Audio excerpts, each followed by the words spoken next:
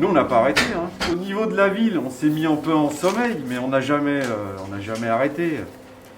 Notre difficulté, c'était l'approvisionnement. Toutes les quincailliers sont fermés, les boutiques de peinture sont fermées. Pour avoir du matériel, c'est très difficile. Mais on a continué sur du matériel, sur des chantiers dont on avait le matériel. Les électriciens ont beaucoup travaillé sur les LED dans les écoles. Et on va couper la grande salle de réunion, la 308, pour en faire une plus petite et des bureaux dédiés aux collègues du patrimoine, finances et services techniques. Alors là, on a les menuisiers en action. Alors forcément, avec le confinement, on aurait dû le faire avant. Et là, on réactive un peu les chantiers parce qu'on est en train de prendre du retard. Donc on est équipé, comme vous pouvez voir, protection. Là, les cloisons, ils vont se monter aujourd'hui. Et après, on est en train de faire le point avec Alain pour la mise en peinture. Quand les menuisiers vont partir, il y a une équipe de 4 peintres qui va venir. Donc 2 et 2 dans chaque salle. Pour remettre en beauté les fameux bureaux des collègues. Le but, c'est qu'après le confinement, le 11, nos collègues ils arrivent et puis les bureaux soient prêts. En serrurerie, on prépare les bancs du square Victor Hugo. Donc on est dessus, c'est pareil, on aurait dû finir, mais approvisionnement très difficile, j'ai pas mon matériel. Les peintres, là c'est en train de partir sur ce chantier et la RPA. Les électriciens, ils ont posé le reste des LED de l'année dernière sur le CTM. On est en train de faire des devis, on a passé toutes les commandes sur les entreprises. Les polyvalents, ils vont attaquer la signalisation, toute la signalétique de la mairie. Je vais essayer de lancer ce chantier du fait que la mairie soit fermée. Ça nous aiderait. Ici, il y avait un souci énorme, c'était en fait c'était l'acoustique.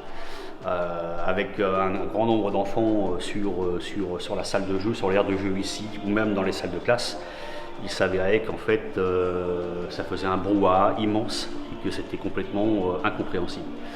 Donc il a été décidé de trouver une solution acoustique qui consiste en fait à recouvrir sous panne en fait avec un faux plafond en dalle acoustique.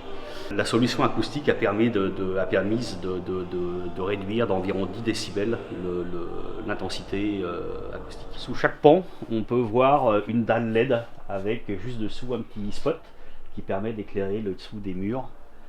On a une grande surface à couvrir dans un temps qui est imparti, qui est beaucoup trop court. Donc on a dû le phaser. On fait une première partie pour redonner l'établissement en activité. Le 11 mai, l'école rouvre, elle est rendue disponible aux enseignants afin de maintenir, de donner les cours aux grandes sections, puisque ce sont les grandes sections qui rentrent les premières.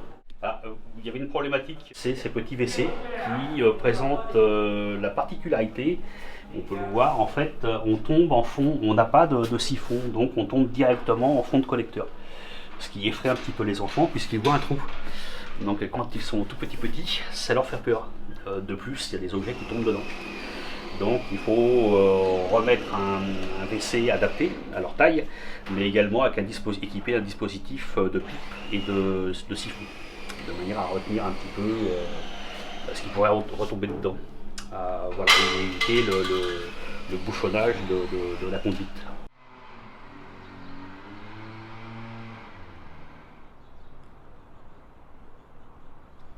Ici, nous sommes sur les travaux de peinture, sur la totalité de la structure, où les murs ont été mis complètement à nu. C'était une toile qu'il y avait avant, donc elle a été retirée.